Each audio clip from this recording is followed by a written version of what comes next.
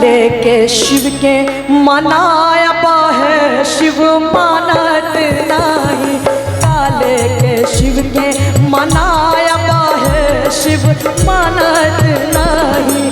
काले के शिव के मनाया है शिव मानत नहीं।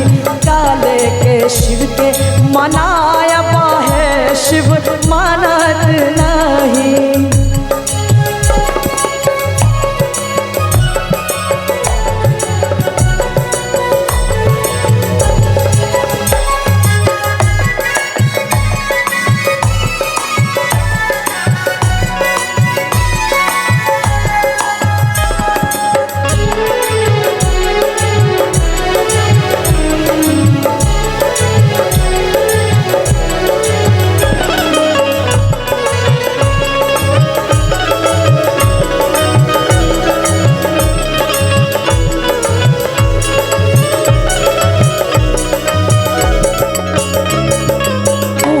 कचौड़ी शिव के मनहु ना भावे। पूड़ी कचौड़ी शिव के मनहु ना भावे। भांगा धतूर कहाँ पाया है शिव मानत नहीं। भांगा धतूर कहाँ पाया है शिव मानत नहीं। काले के शिव के मनाया है शिव मानत नहीं। काले के शिव के मनाया है शिव मानत नहीं।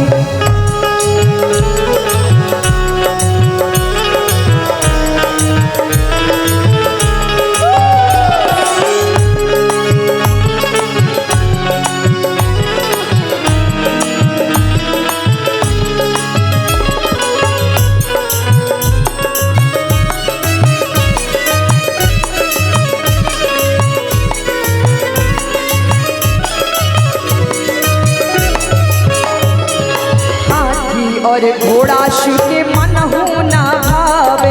हाथी और घोड़ा शिव के मनहु ना भावे।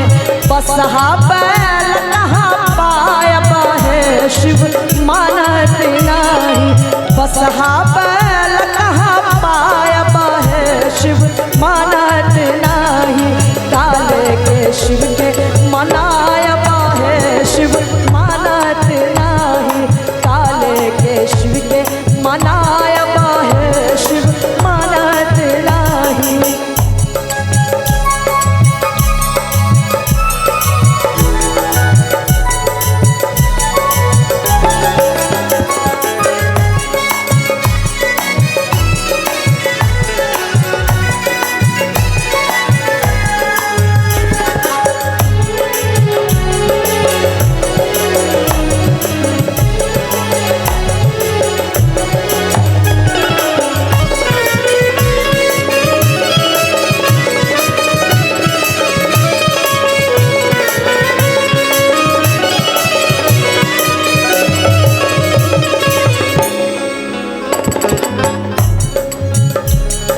शाला दो शाला शिव के मनहु ना भावे।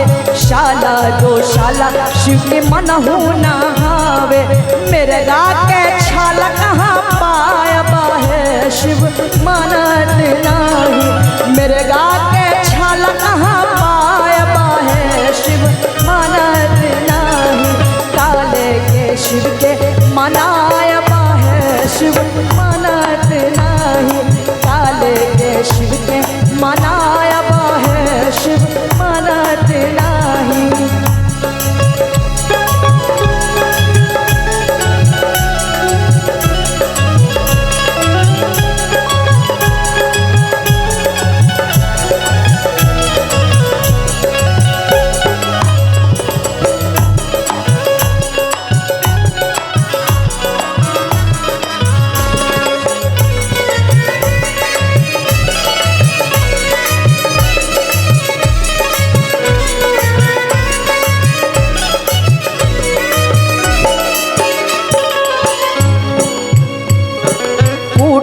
अटारी शिव के मनहु ना भावे। कोठा अटारी शिव के मनहु ना भावे। टूटली मड़ाई कहाँ पाया है शिव मानत नहीं। डली माड़ा कहाँ पाया है शिव मानत नाही, काले के शिव के मनाया है शिव मानत नाही, काले के शिव के मनाया है शिव मानत नाही, काले के शिव के मनाया है।